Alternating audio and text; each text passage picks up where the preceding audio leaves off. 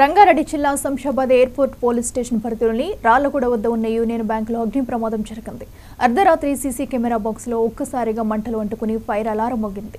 వెంటనే ఈ విషయాన్ని గమనించిన స్థానికులు బ్యాంక్ అధికారులకు అగ్నిమాపక సిబ్బందికి సమాచారం అందించారు. ఆస్తి నష్టం జరగకపోవడంతో బ్యాంక్ అధికారులు ఊపిరి పీల్చుకున్నారు.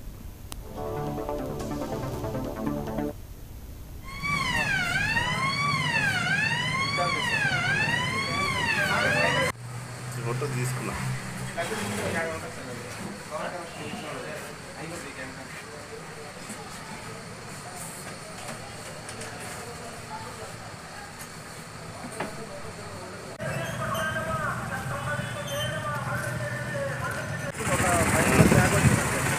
Okay okay